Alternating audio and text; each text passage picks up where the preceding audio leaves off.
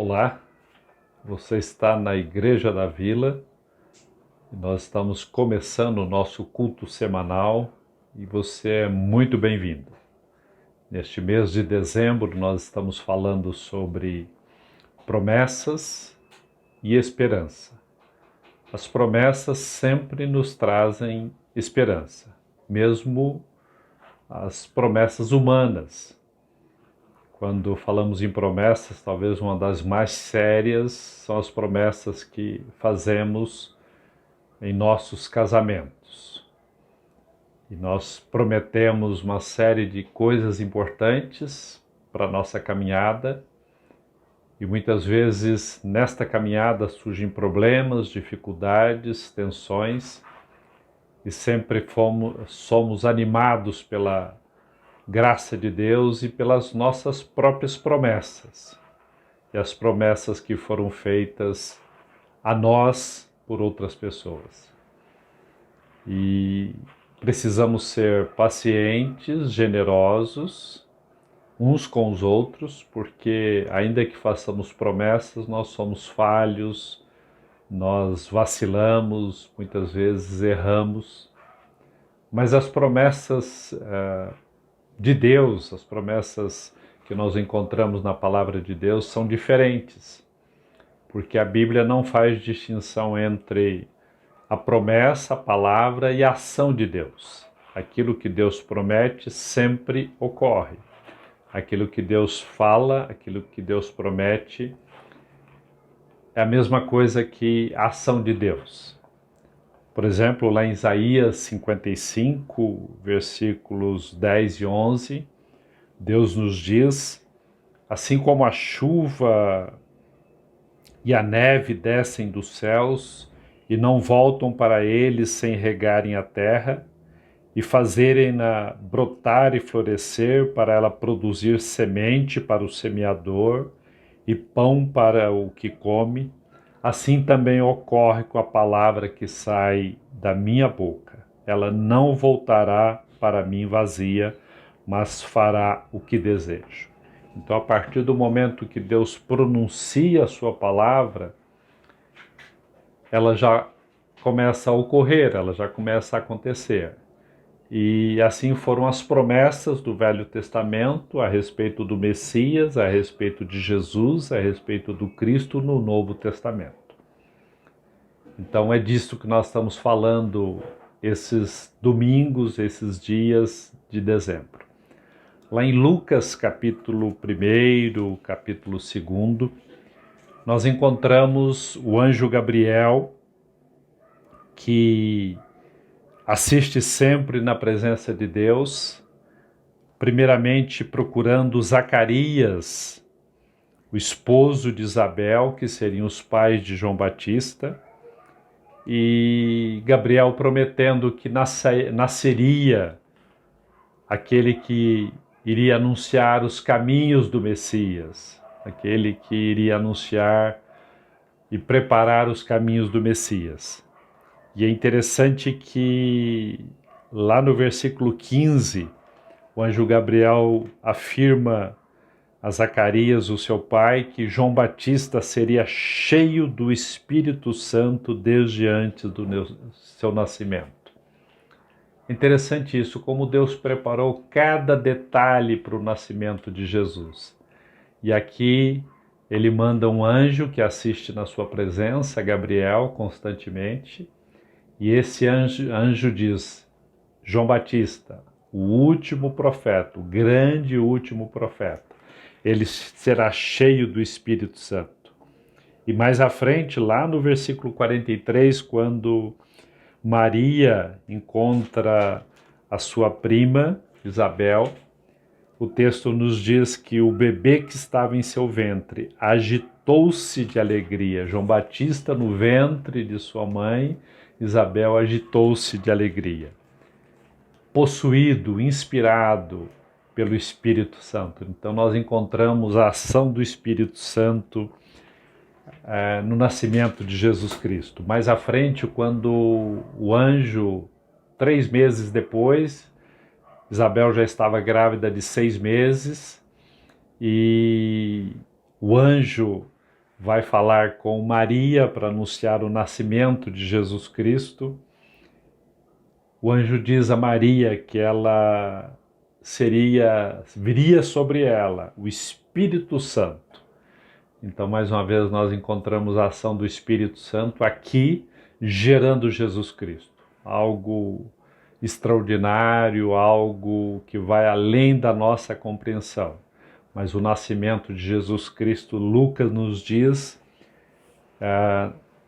anunciando, falando as palavras de Gabriel, que o Espírito Santo é quem estaria gerando Jesus. Depois, mais à frente, quando Maria encontra Isabel, Isabel vai dizer a Maria que ela é bendita entre as mulheres e bendito é o filho que ela daria à luz. O texto nos diz que Isabel estava cheia do Espírito Santo. É toda a Trindade preparando o nascimento de Jesus Cristo. O Pai enviando o Filho dizendo: eis-me aqui, e o Espírito Santo agindo e trabalhando nas pessoas para que o Messias pudesse vir. E depois, finalmente, lá em Zacarias, ainda em Lucas capítulo 1, Zacarias, ele cheio do Espírito Santo, no versículo 67, João Batista já é nascido, e Zacarias, cheio do Espírito Santo, diz: louvado seja o Senhor, o Deus de Israel, porque visitou e redimiu o seu povo. Ele promoveu poderosa salvação para nós, na linhagem do seu servo Davi, como falara pelos santos profetas na antiguidade. É o que nós temos falado, os profetas anunciando o Messias.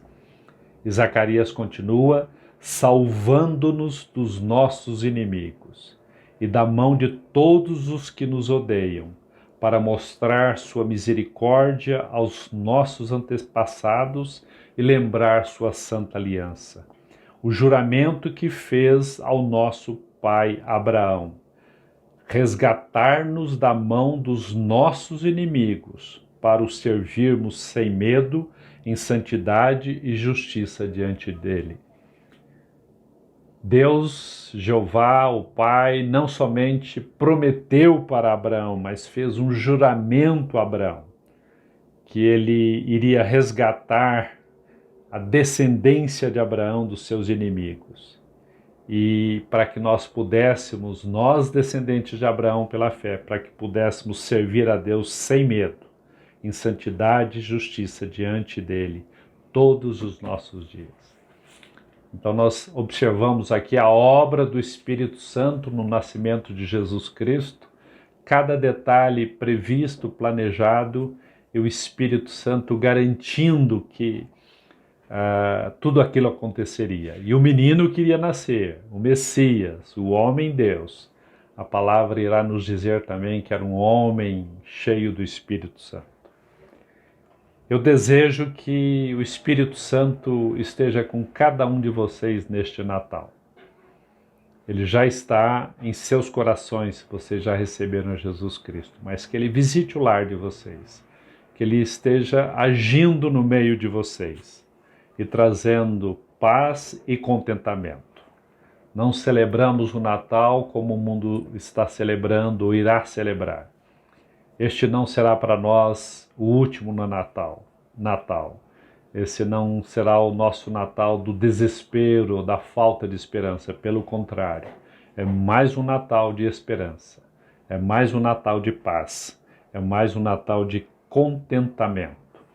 Que possamos mais uma vez, com alegria em nossos corações e com os nossos queridos, celebrarmos o Natal do nosso Senhor Jesus Cristo. Um bom Natal para os irmãos e minha oração é que Deus nos abençoe, nos fale neste culto, que Ele tome a palavra lida, ministrada daqui a pouco e possa aplicar aos nossos corações e que os nossos corações estejam preparados para recebê-la. Fiquem com Deus, meus irmãos. Deus abençoe a vida de vocês.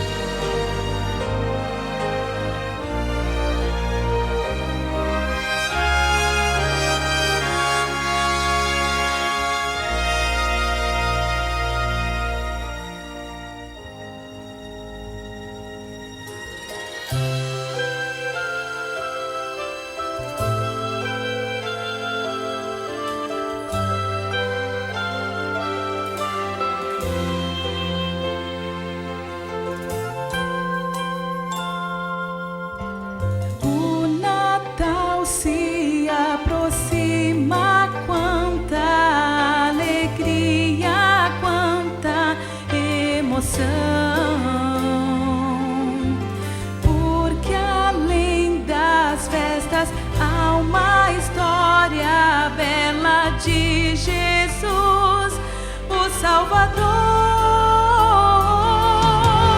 O seu Pai chamando, vem, recebe a bênção, meu imenso amor por ti.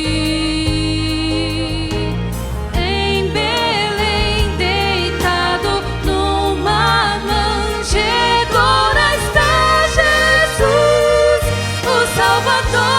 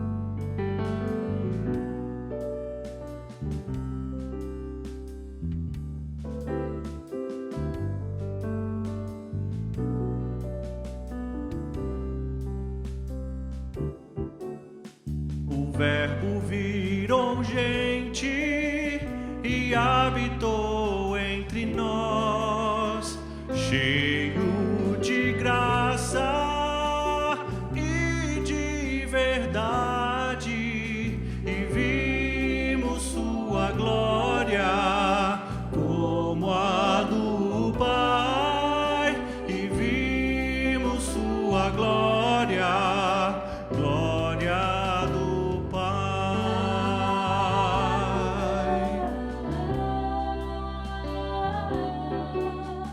O Verbo virou gente e habitou entre nós, cheio de graça e de verdade, e vimos sua glória como a do Pai, e vimos sua glória, glória do Pai. Imenso poder, tirou-nos da morte para novo viver. Louvores e glórias a Cristo Jesus.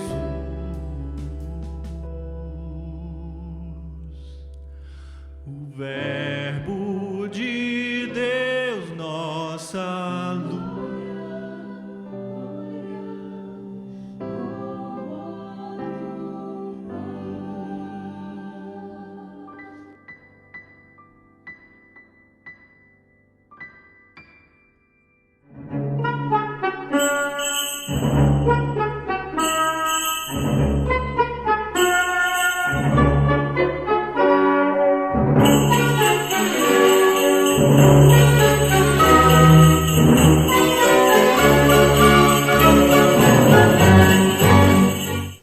Oi crianças, tudo bem com vocês? E aí, vocês estão preparados para o Natal? Estão animados? Eu estou bem ansiosa. E esse ano o Natal vai ser, a comemoração do Natal vai ser um pouco diferente por causa da pandemia, né? Mas ó, o Natal sempre vai ser uma data especial. Sempre vai ser uma data importante para a gente que acredita em Jesus. E aí na Vila Guia a gente está falando sobre promessas, né?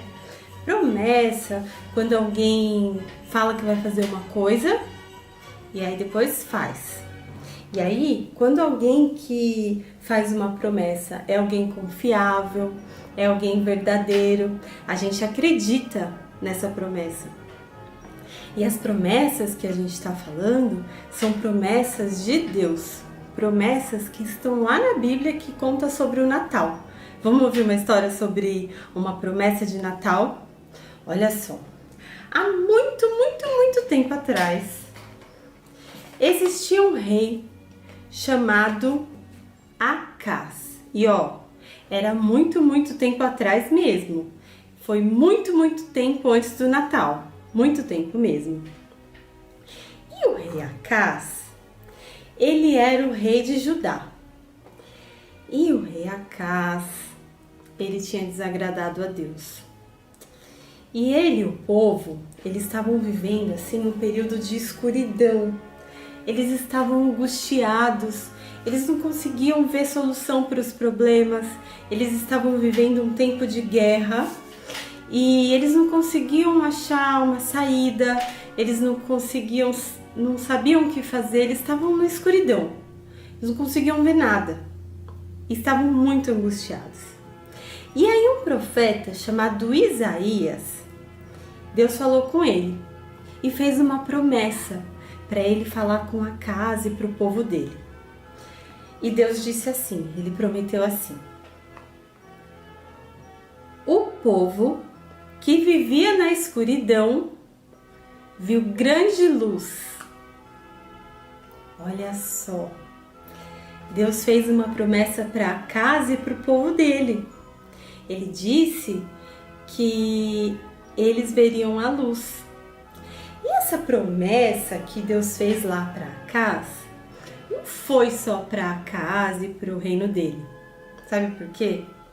Porque depois de muito tempo, lembra que eu falei que isso era muito tempo antes? Se passaram agora 700 anos. É muito tempo. Depois de 700 anos, em uma noite tranquila, uma estrela aqui, ó. Em uma noite tranquila, estavam alguns pastores lá no pasto, cuidando das ovelhas. Os pastores, naquela época, eles eram homens muito pobres mesmo. Eles trabalhavam muitas horas seguidas, porque o trabalho com as ovelhas era um trabalho difícil, era um trabalho que não pagava bem e era um trabalho perigoso, porque às vezes vinham bandidos para querer levar as ovelhas embora, às vezes apareciam alguns animais que queriam atacar as ovelhas e os pastores não deixavam. Por isso os pastores, eles trabalhavam em grupos, nunca um pastor sozinho.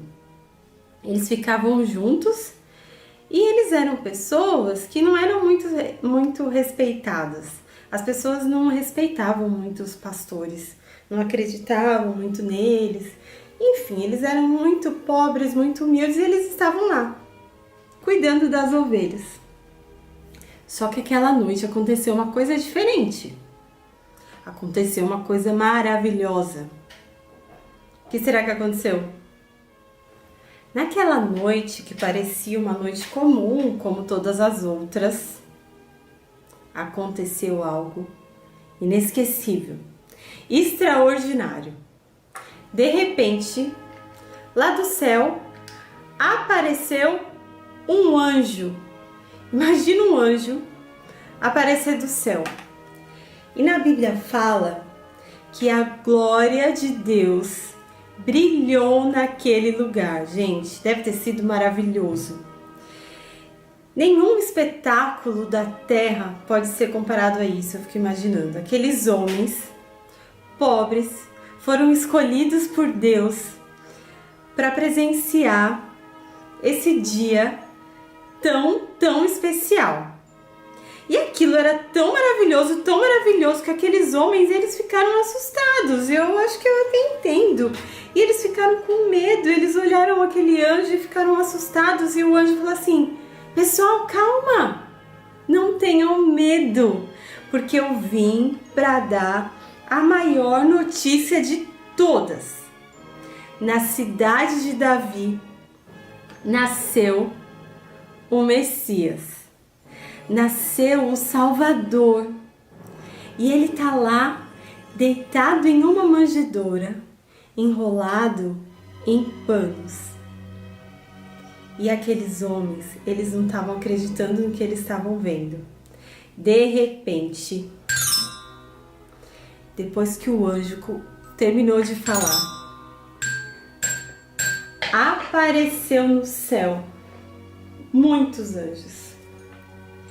E era um coro de anjos. E aqueles anjos no céu, aquilo tudo brilhando, de repente, eles começaram a cantar.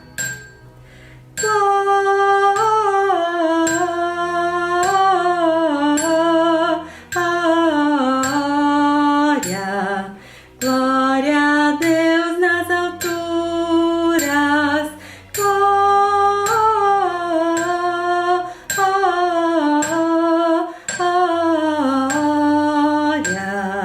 glória a Deus nas alturas.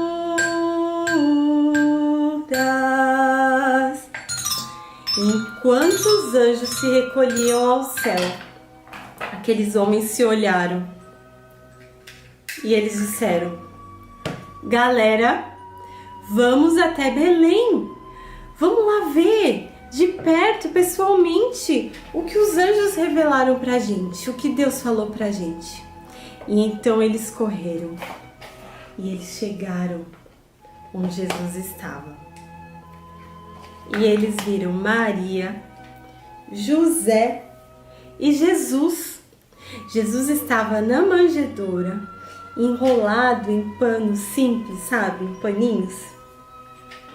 E esse Jesus, que estava deitado nesse berço improvisado é o mesmo Jesus que estava presente na criação do universo. Esse mesmo Jesus poderoso, esse mesmo Jesus que criou todas as coisas, que é o Jesus que a gente conhece, que é o nosso amigo. Esse mesmo Jesus, ele se tornou um bebezinho, um bebê frágil, um bebê que precisava dos pais, precisava dos adultos, um bebê que chorava. E ele fez tudo isso por amor. E ele fez tudo isso para ser a nossa luz que nos dá esperança, que guia a gente. E é por isso que a gente comemora o Natal. Porque onde tinha trevas e onde tinha escuridão, brilhou a luz. E Jesus é essa luz, e é por isso que a gente agradece a Deus pelo Natal, é por isso que a gente comemora que Jesus nasceu. Então, crianças, eu desejo que a gente tenha uma noite de Natal linda, uma noite que a gente possa agradecer a Deus pela vida de Jesus, porque Ele nasceu e Ele se mostrou pra gente como os pastores, né? Ele brilhou e a gente consegue ver essa luz. E se a gente vê alguém triste, será que a gente conhece alguém que tá triste hoje? Vocês têm alguém que tá triste hoje? Sabe o que a gente pode fazer? A gente pode fazer como os anjos e dar essa boa notícia, que na cidade de Davi nasceu o Salvador, nasceu o Messias, nasceu Jesus, o nosso amigo, a nossa luz. Vamos fazer isso? Crianças, Feliz Natal!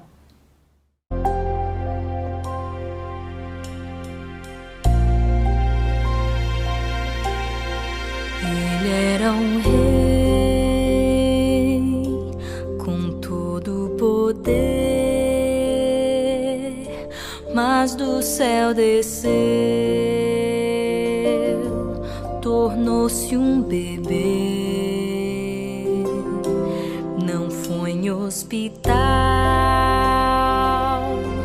nasceu num curral,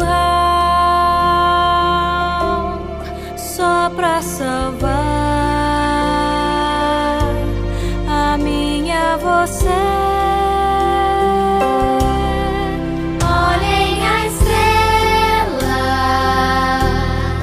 anunciando glória a Deus, pois já nasceu bebê Jesus.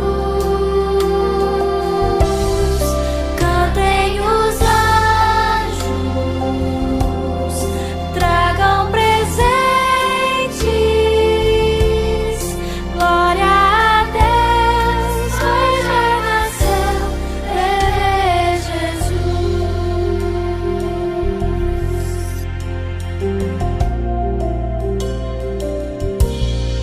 Ele era um rei com todo o poder, mas do céu desceu, tornou-se um bebê. Não foi em hospital, nasceu num curral, só pra salvar a minha você. Olhem a estrela anunciando glória a Deus, pois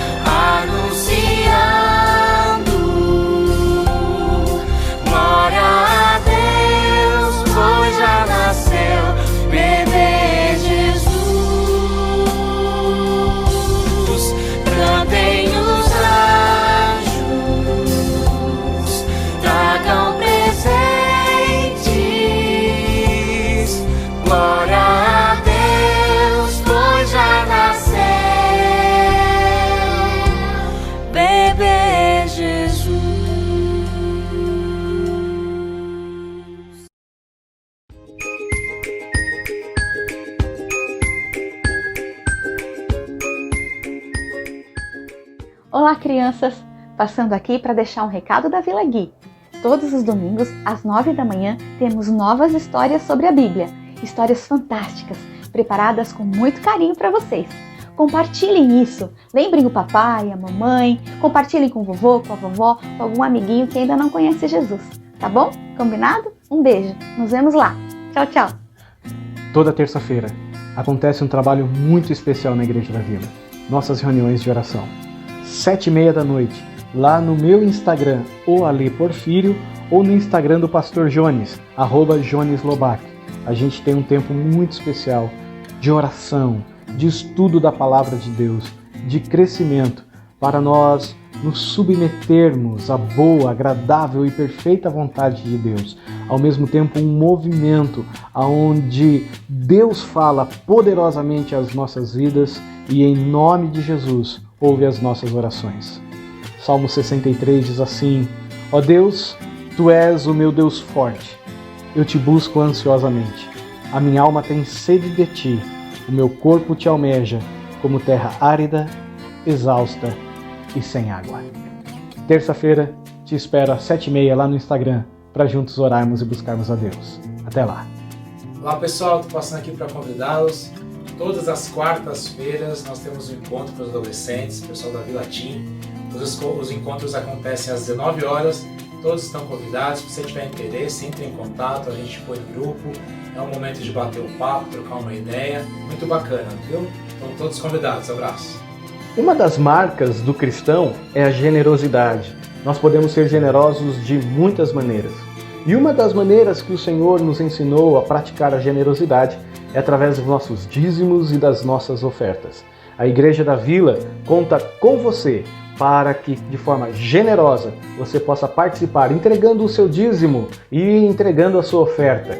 Que assim a Igreja da Vila possa continuar a fazer diferença na vida de tantas pessoas e com coragem, influenciar vida de pessoas. Você pode fazer parte disso. Contribua, entregue o seu dízimo e a sua oferta na nossa conta corrente, fazendo um depósito. Deus te abençoe.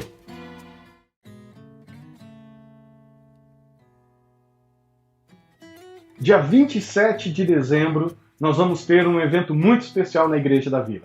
É o último domingo do ano e a gente quer ter um encontro pessoal, não, virtual. Infelizmente a gente não está podendo se encontrar pessoalmente ainda, mas virtualmente. Então, no dia 27, eu queria convidar você a se preparar para que logo após o culto a gente entre num grande encontro da Igreja da Vila através do Meet. E o link vai ser disponibilizado durante o culto, você vai receber no seu WhatsApp. Entre e a gente vai se ver e a gente vai adorar a Deus juntos. Para isso, eu quero convidar você a fazer um seguinte movimento. Que você separe alguns cálices de vinho para os membros da sua família e alguns pedaços de pães. E a gente vai tomar a Santa Ceia do Senhor juntos nesse grande encontro pelo Meet. Tá bom? Vai ser bem bacana. Programe-se, vai ser abençoador. Prepare-se para isso. Dia 27 de dezembro, logo após o culto, lá por umas 7 horas da noite, a gente se encontra lá pelo Meet. Eu vou estar ao vivo e vai ser muito bom ver vocês ao vivo também, tá bom? Beijo, Deus abençoe.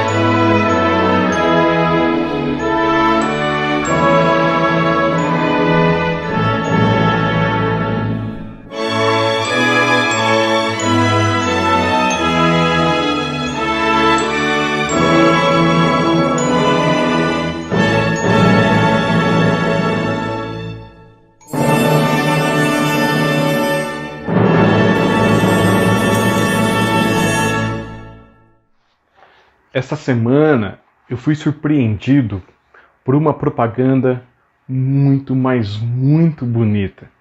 A propaganda do Banco Bradesco. Eu não sei se vocês viram na televisão, no YouTube. Se vocês não viram, eu vou passar aqui agora. Vejam essa propaganda, como ela é linda.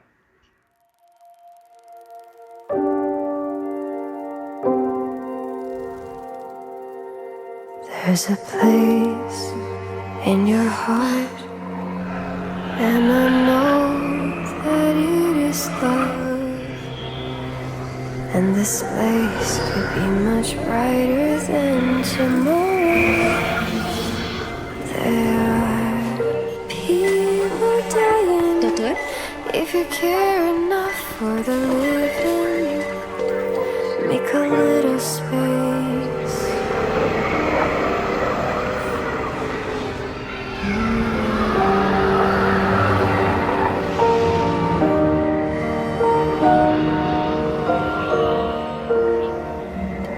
If you want to know why, there's a love that cannot lie.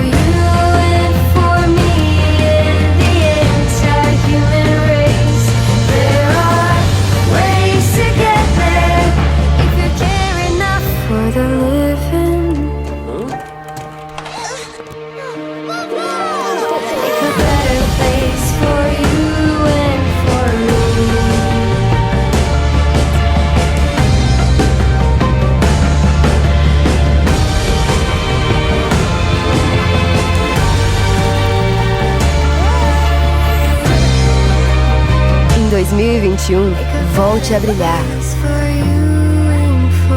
Bradesco.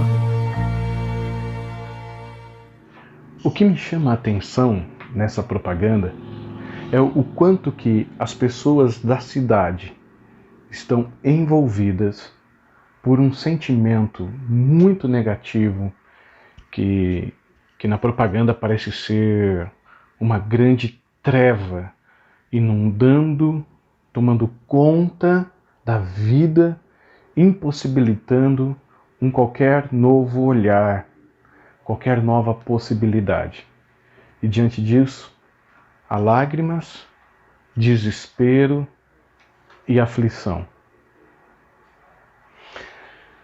Mas no meio dessa propaganda, há um lampejo de esperança. Quando um pequeno inseto que produz luz, traz luz para a gente que vivia no meio das trevas, na escuridão. Não é bonita essa propaganda? Eu me emocionei muito ao vê-la. Eu vi ela algumas vezes, até mesmo passei para o Davi. E quando eu vi essa propaganda, despertou em mim um texto, ou lembrou para mim um texto muito interessante da Bíblia, que está lá em Isaías, capítulo 9, do versículo 1 ao versículo de número 2. Vejam comigo o que esse texto diz. Contudo, não haverá mais escuridão para os que estavam aflitos. No passado, ele humilhou a terra de Zebulon e de Naftali, mas no futuro honrará a Galiléia dos gentios, o caminho do mar junto ao Jordão.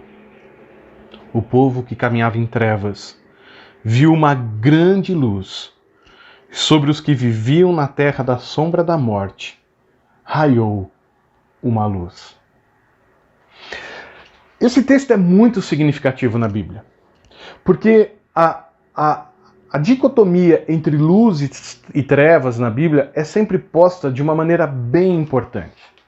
Nas Sagradas Escrituras, na sabedoria milenar bíblica, luz significa vida, luz significa possibilidades, luz significa a presença concreta de Deus. Já trevas significa a ausência de Deus. Trevas significa aflição. Trevas significa morte. Tanto é que muitas vezes você vai ler nos Salmos algo do tipo: não permita que eu vá às trevas, veja as trevas, ou esteja em trevas, ou esteja no Sheol, que seria uma tradução mais próxima ao mundo dos mortos, que eu desça ao túmulo. Luz e trevas são uma dicotomia importantíssima na Bíblia. Uma revela vida, presença de Deus, outra revela morte, ausência total do Senhor. Veja, por exemplo, em Gênesis 1, quando descreve quando o mundo está em caos, quando o mundo está bagunçado, quando não há ordem. O mundo estava em trevas. Por exemplo, também lá nas pragas do Egito, uma das pragas foi a escuridão total. No dia não havia mais luz, somente escuridão. Quando Jesus morreu, um grande sinal que ocorreu foi trevas ao meio-dia.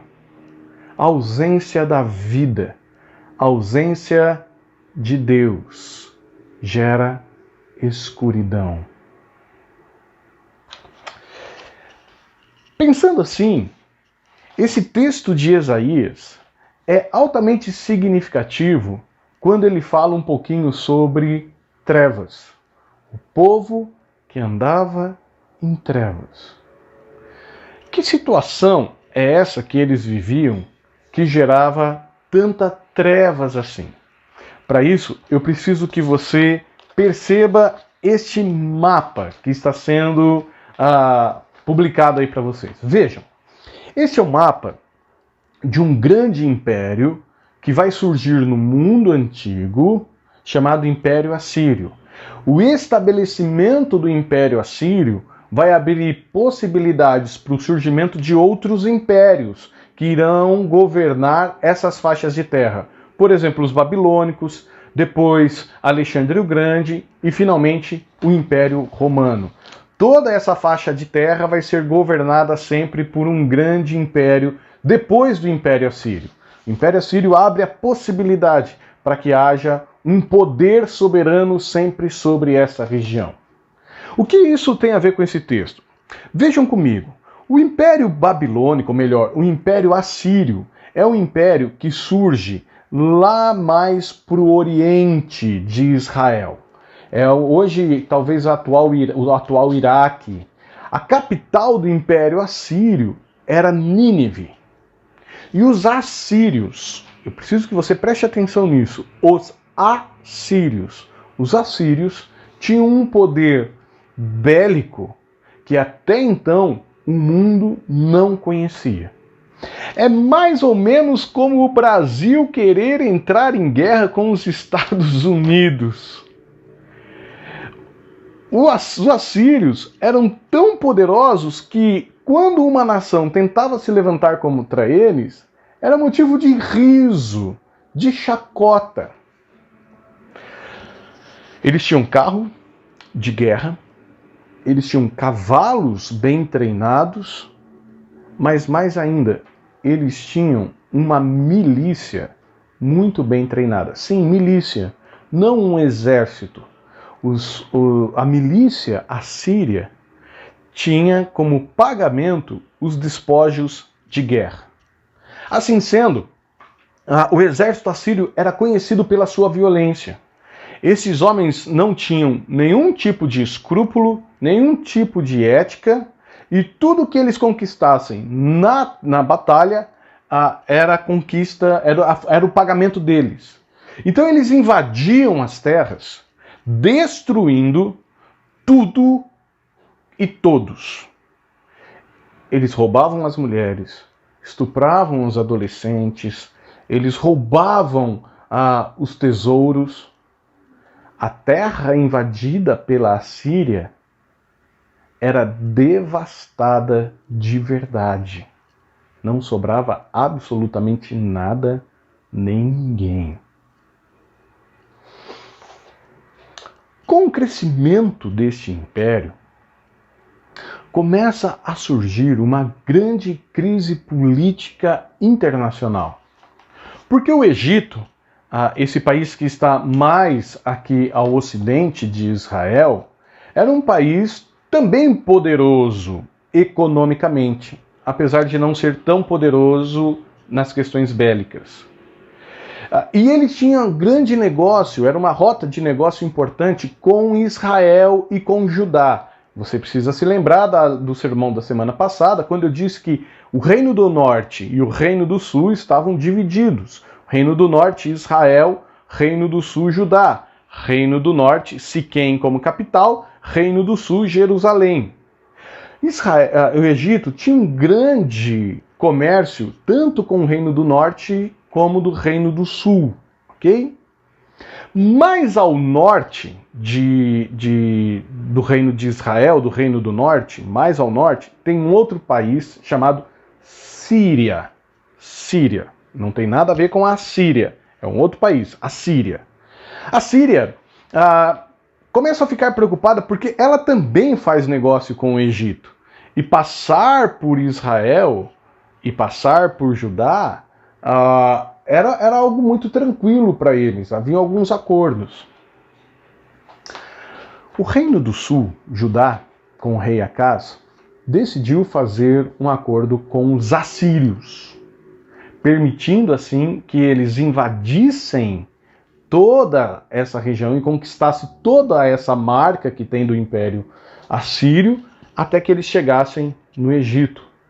Mas para que eles passassem por ali, havia necessidade deles passarem pela Síria e passarem pelo Reino do Norte. A Síria e o Reino do Norte decidiram, então, boicotar o Reino do Sul, em Jerusalém, o rei Acaz, e se unem e decidem enviar uma tropa de exércitos bem na divisa do Reino do Norte com o Reino do Sul, impedindo assim que houvesse qualquer transição comercial que chegasse até o Reino do Sul. Síria e Israel, Reino do Norte, não queriam perder soldados, poupando soldados para caso houvesse um enfrentamento com o rei da Síria.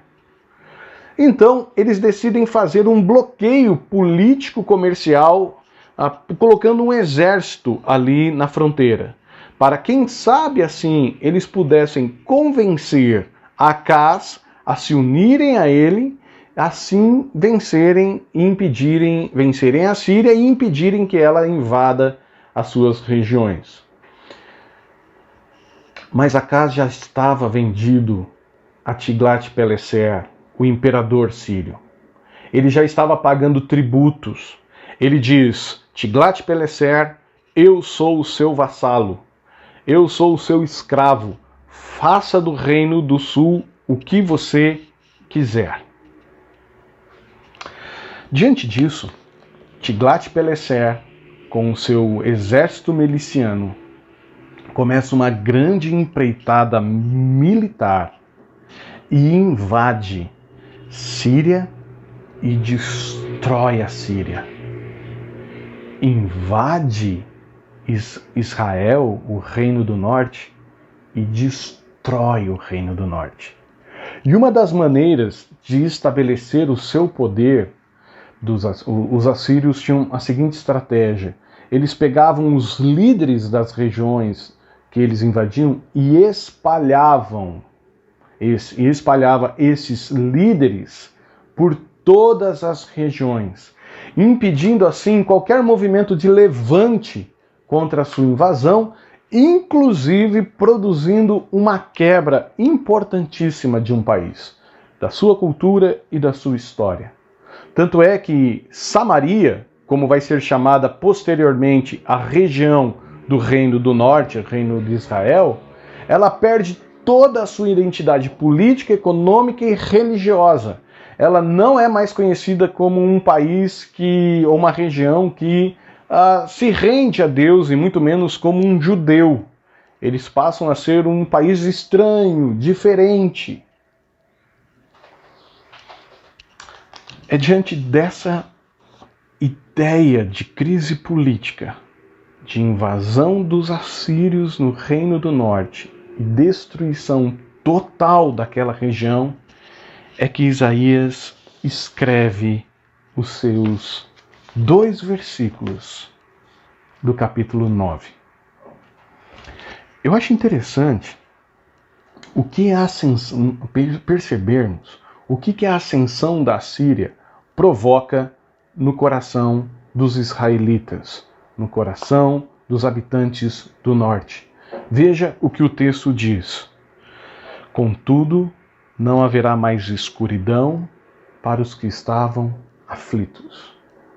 Os assírios vieram, destruíram e nos mataram.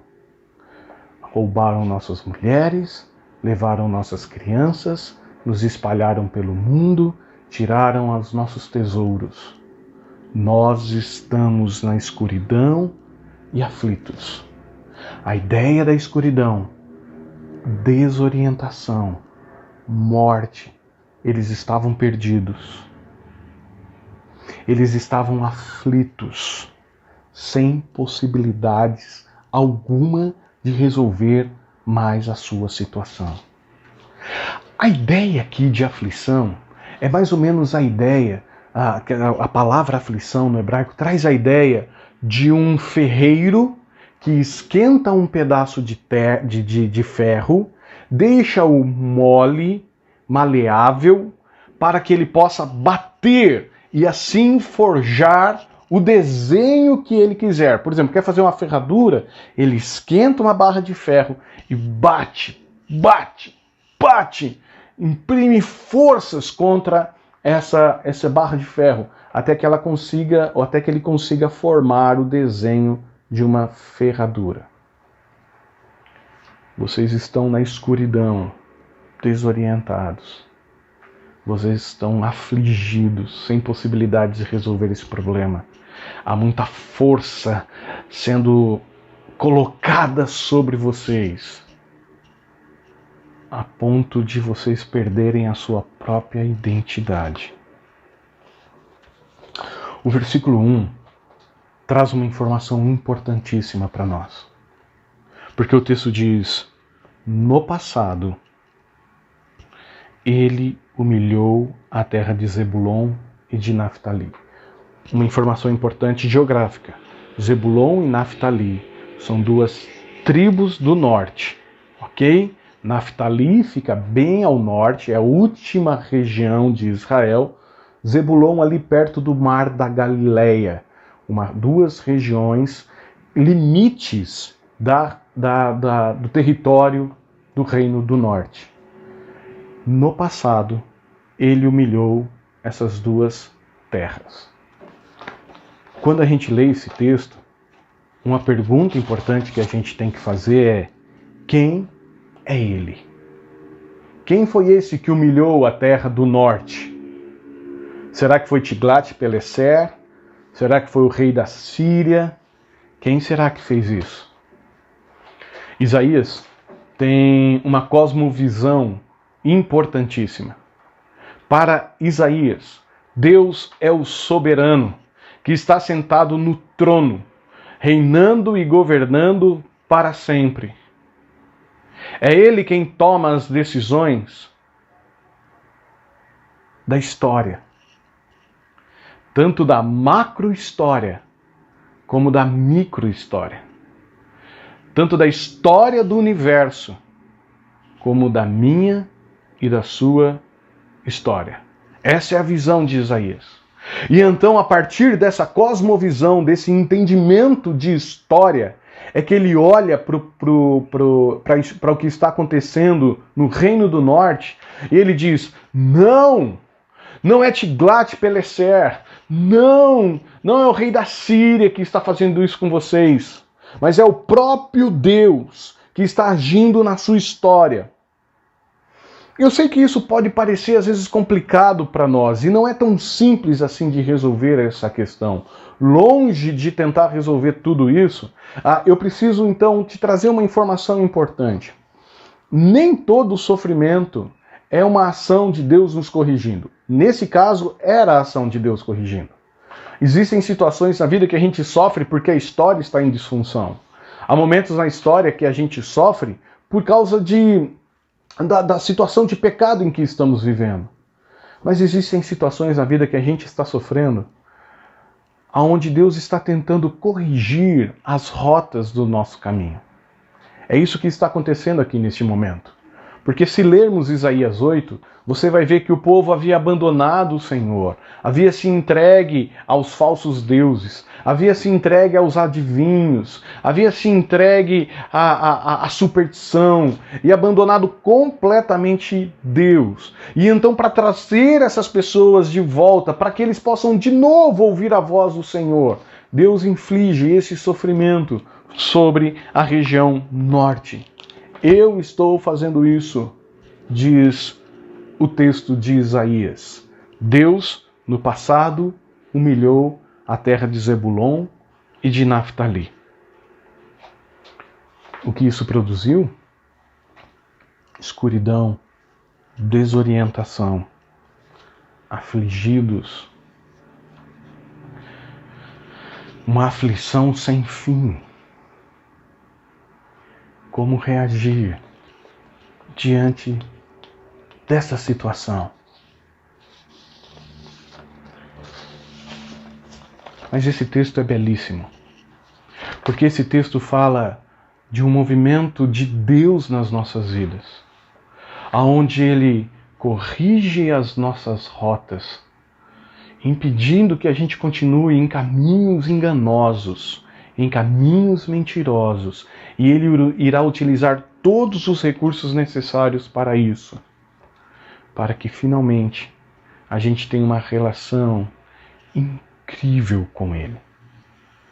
Se no passado, diz o texto, Ele nos afligiu, no versículo 1 diz: a terra de Zebulon e de Naftali, no futuro, honrará a Galileia dos gentios, o caminho do mar, junto ao Jordão.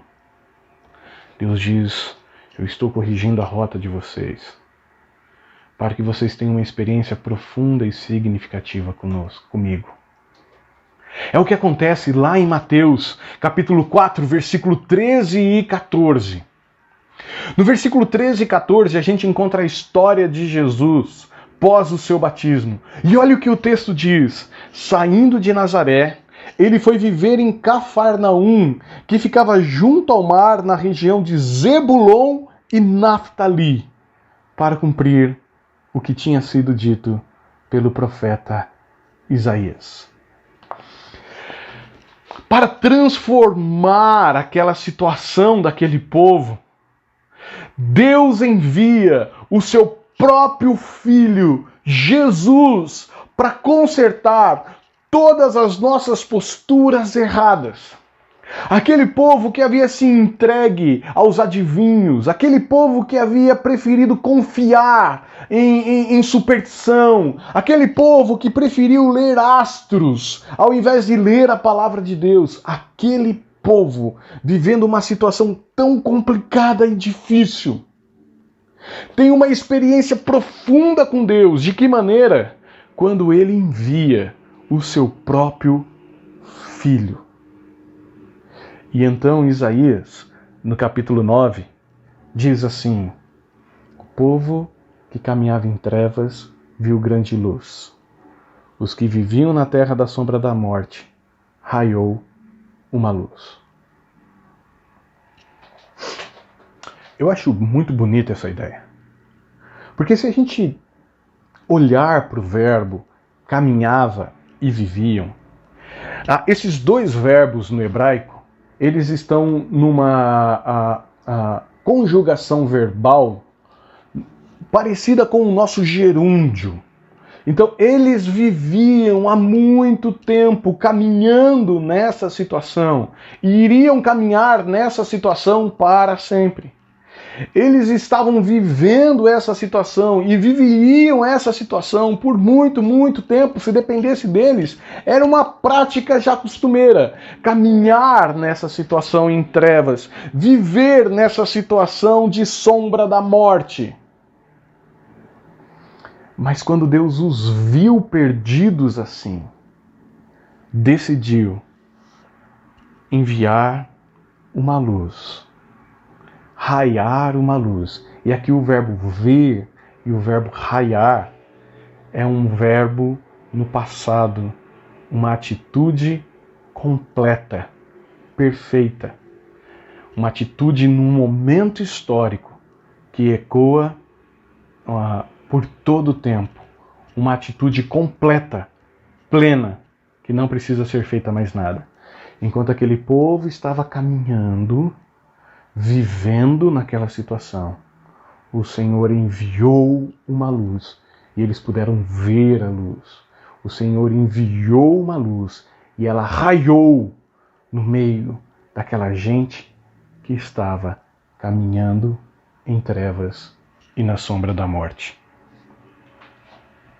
Enquanto eles estavam na escuridão, em desorientação, afligidos e aflitos, sem poder resolver essa situação, o Senhor fez vir uma luz, orientando os caminhos, os livrando de toda a prisão e os enchendo de esperança. Que luz é essa? Jesus saiu de Nazaré e foi viver em Cafarnaum. Eu acho bonita essa ideia do Natal, de luz. Onde a gente caminha, eu gosto muito de enfeites de Natal, a gente vê luzes penduradas por aí. Que ideia é essa? É a ideia de João, capítulo 1, 4 e 5, que diz que em Jesus estava a vida, e ele era a luz dos homens. A luz brilha nas trevas, e as trevas não podem derrotar a luz. Que ideia de luz de Natal é essa? É a ideia de João, capítulo 1, versículo 9. Estava chegando o momento da verdadeira luz que ilumina todos os homens. Que luz é essa? É a luz de João 8,12, quando Jesus diz: eu sou a luz do mundo. Quem me segue nunca mais andará em trevas, mas terá a luz da vida. Nós estamos terminando um ano muito complicado, muito difícil. As incertezas bateram à nossa porta e ainda aí estão. Às vezes nós nos sentimos escuros, no escuro, sem saber para onde ir e o que fazer. Como planejar 2021? Tantas incertezas. A gente está terminando um ano afligido, assustados. Como será o ano de 2021? Haverá possibilidades para nós?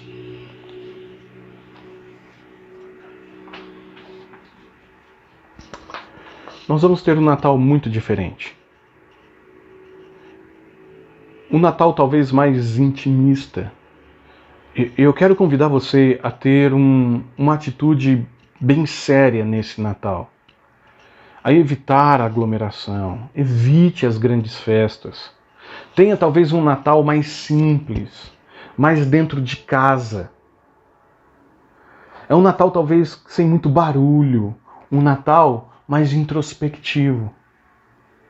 E que tal nesse Natal você se lembrar que ao povo que andava em trevas viu uma grande luz, permitindo assim que a esperança invada o seu viver.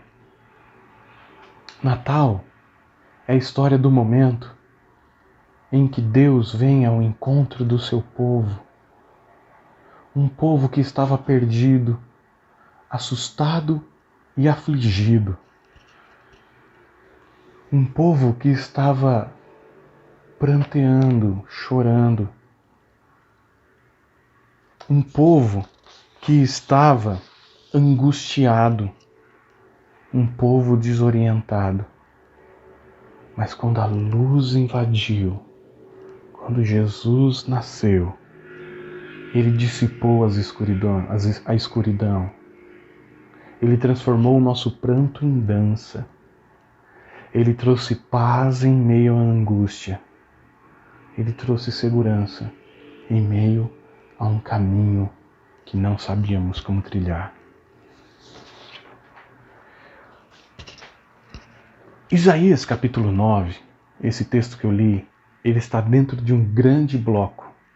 O bloco chamado O Envio do Messias, que começa no capítulo 7 e vai até o capítulo 12 do profeta Isaías. E sabe como termina este grande bloco? Não mais com medo, não mais com desorientação, não mais com aflição, mas com um brado de louvor. Eu te louvarei, Senhor, pois estavas irado contra mim, mas a tua ira desviou-se e tu me consolaste. Deus é a minha salvação. Terei confiança e não temerei. O Senhor, sim, o Senhor é a minha força e o meu cântico. Ele é a minha salvação. Com alegria vocês tirarão água das fontes da salvação. Naquele dia, no dia do Messias, vocês dirão: louvem ao Senhor, invoquem o seu nome, anunciem entre as nações os seus feitos e façam-nas saber que o seu nome é exaltado. Cantem louvores ao Senhor, pois ele tem feito coisas gloriosas, sejam elas conhecidas em todo o mundo. Gritem bem alto e cantem de alegria, habitantes de Sião, pois grande é o Santo de Israel no meio de vocês. Lembre-se nesse Natal, Deus veio ao seu encontro. Você que estava em trevas, viu grande luz. Você que estava afligido, recebeu a paz. Você que não tinha mais para onde ir, encontrou a possibilidade de um novo caminho. Deus querido, eu te agradeço nessa noite pelo privilégio que o Senhor me dá de poder pregar na Igreja da Vila e poder ser ouvido pelos meus irmãos e irmãs. Obrigado pela tua palavra que fala ao nosso coração. E eu peço uma bênção muito especial a todos nós que estamos assustados, afligidos e na escuridão. Pai, por favor, faça renascer em nosso coração, em nossa mente, a certeza de que a luz brilhou, a certeza da presença de Jesus conosco. E que nesse Natal, talvez um pouco mais simples, com mesas menores, possa brotar no meio de tudo isso um cântico de adoração ao teu nome. Nos abençoe e nos guarde. Em nome de Jesus. Amém.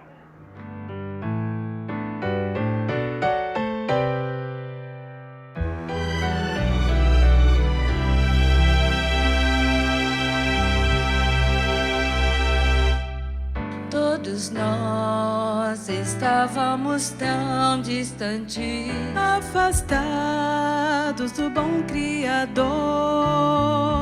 Medo atroz lacera os vacilantes, descuidados, cativos da dor. Um amor superior, jamais visto em ser algum.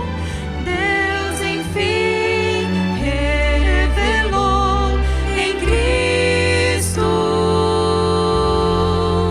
Jesus Cristo.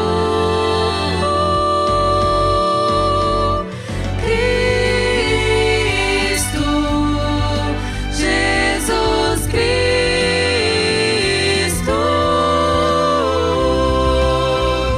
Ele veio ao nosso encontro, trouxe paz, tirou o assombro, ofertou o seu perdão, restaurou a comunhão. Toda angústia se desfaz frente ao príncipe da paz.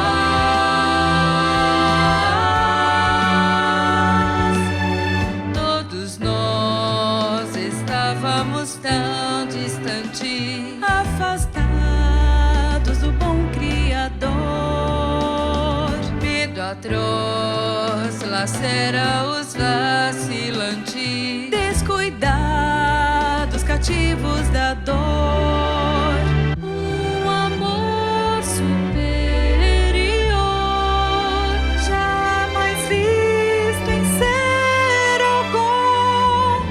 Deus enfim revelou em Cristo.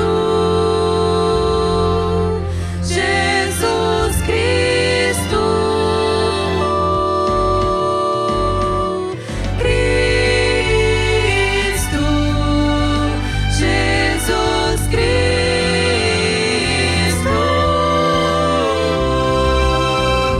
Ele veio ao nosso encontro, trouxe paz, tirou o assombro, ofertou o seu perdão, restaurou a comunhão. Toda angústia se desfaz frente ao príncipe da paz.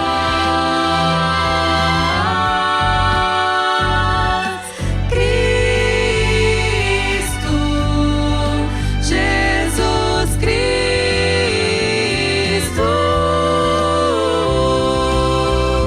Ele veio ao nosso encontro, trouxe paz, tirou o assombro, ofertou o seu perdão, restaurou a comunhão. Toda angústia se desfaz frente ao príncipe da paz.